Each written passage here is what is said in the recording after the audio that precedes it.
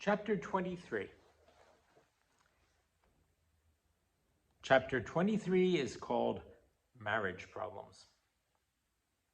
In the summer of 1741, Charles visited the country of Wales for the first time.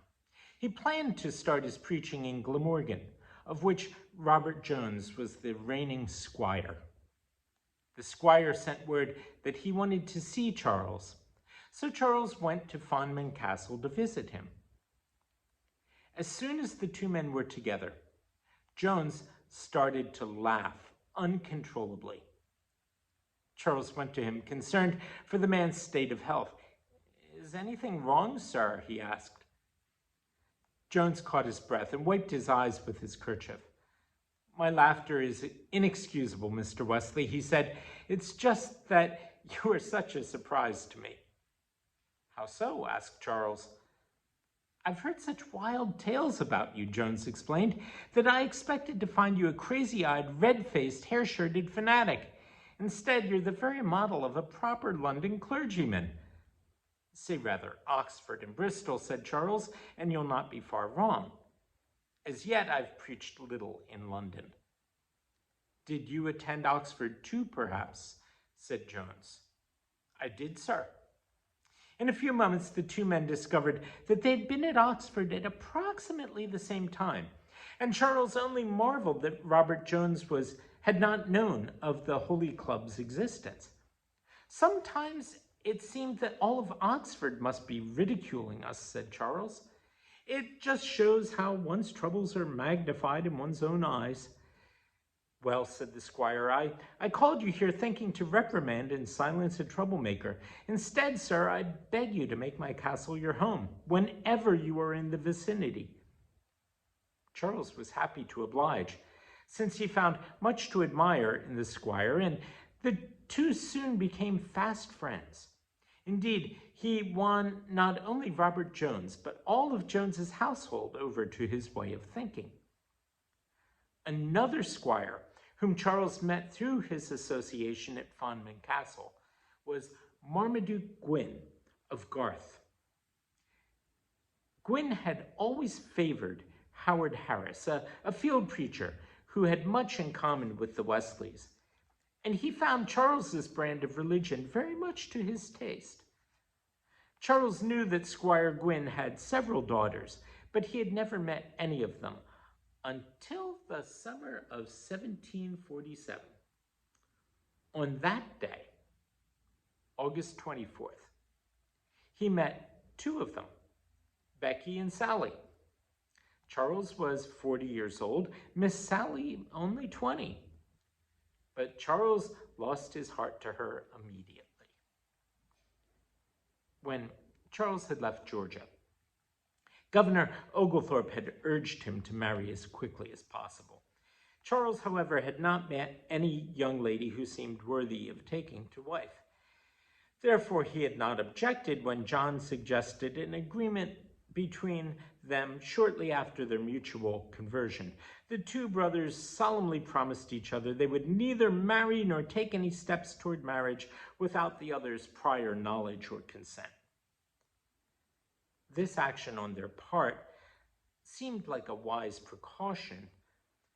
Undoubtedly, this need for consultation with each other kept each more than once from taking a rash step that might have led to an unstable marriage.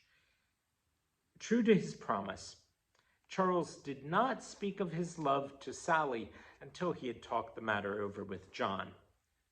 Luckily, when John had met her, he approved of Miss Sarah Gwyn. He even encouraged Charles's courtship. Sally's father, too, was overjoyed at the idea of her marrying an intelligent, rich, religious man like Charles, even though she was rich and he was penniless. Sally's mother, however, voiced an objection. "I cannot have my daughter marry a man who has no money of his own at all," she said. Charles, of course, told John of this obstacle to his happiness. "I love her and do not wish to live without her," he said, "but I have no means of making money." You are making money, John assured his worried brother. You forget that I arranged for the publication of some of your hymns. The book is selling very well indeed. But will it make me any regular sum of money? Asked Charles, somewhat cheered. You're still writing hymns, said John, and you'll continue to do so.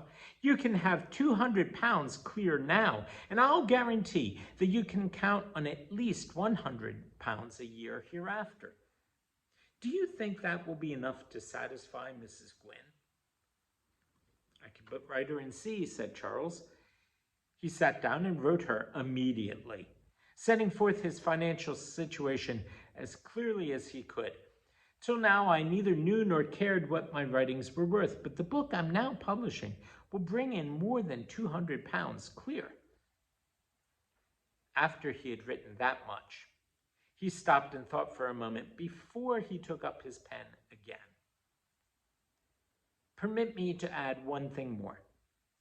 If, after this, you're satisfied and you and Mr. Gwynn see cause to give your consent, I would desire Miss Sally might secure her fortune so that it might return to her own family.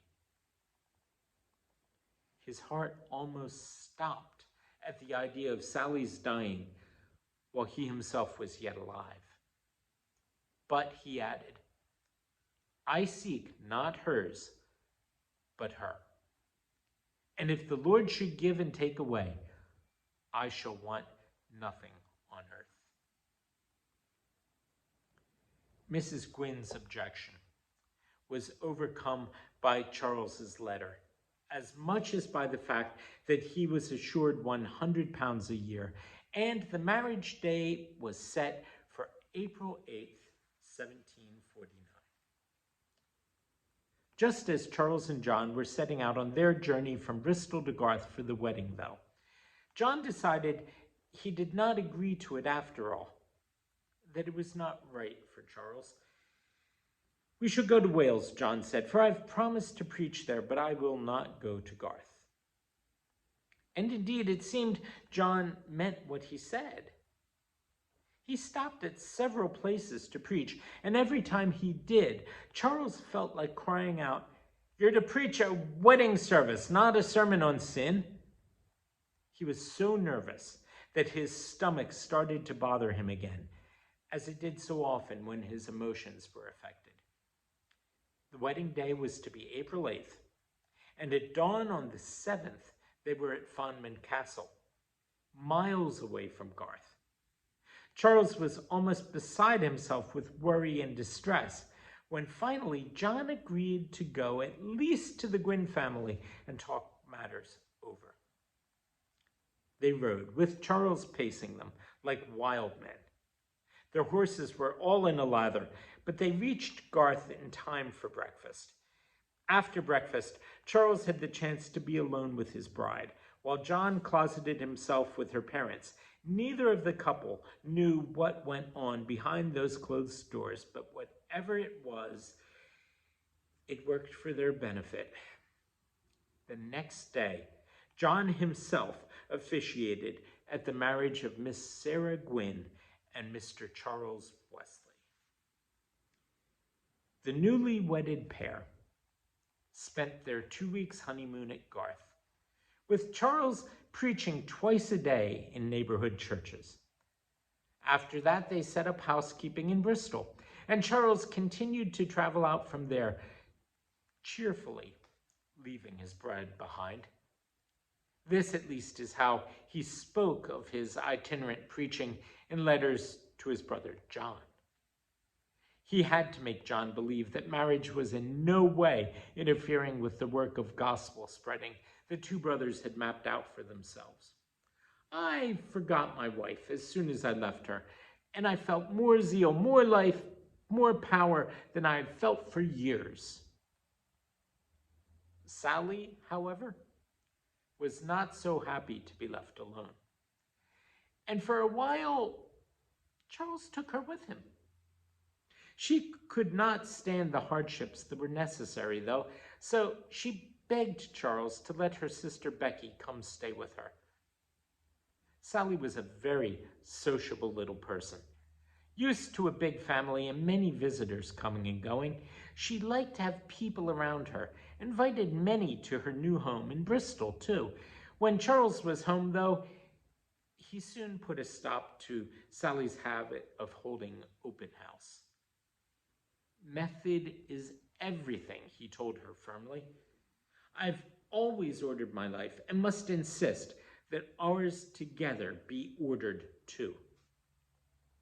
So, he set up a very strict regime for the household, much like the one which he had practiced at Oxford and on shipboard and any place else he had ever settled down.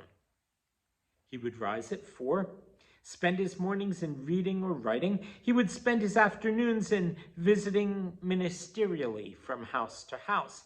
At 8 in the evening, the whole family would assemble for prayers and hymn singing. Charles ordered his life in this manner, and it satisfied him so completely that he wished his brother John could make a marriage that was as good, with a wife that was as submissive.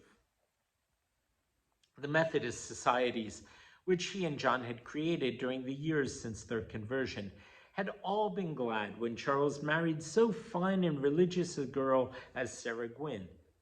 Like Charles, they wanted John to find a suitable wife too.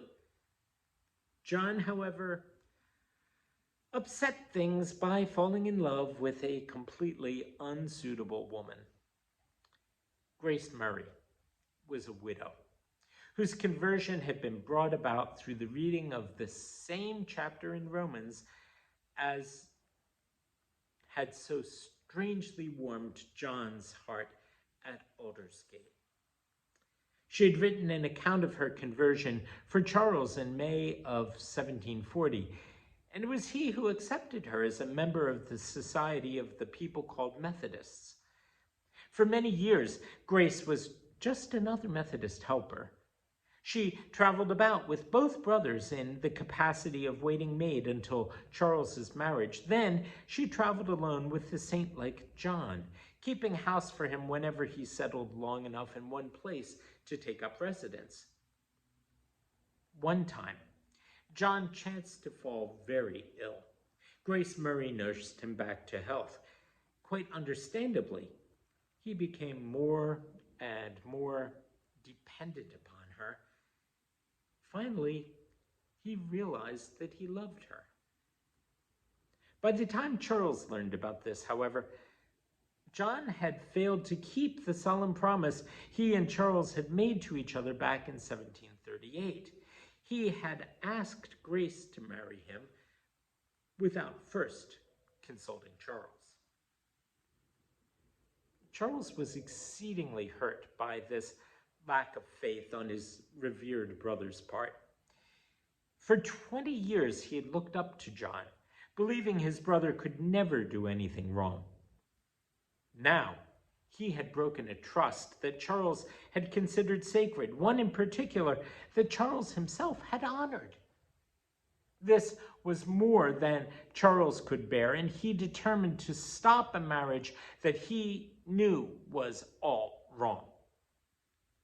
Charles accomplished his purpose. He effectively destroyed his brother's romance with a completely unsuitable woman. What John felt about this interference, Charles could only imagine. What he felt about himself was easy. John had broken faith in failing to communicate with his brother and ask his permission before he took any step toward marriage, and Charles felt completely justified in preventing the nuptials. Nevertheless, from this time, October 1749, things were never again the same between the two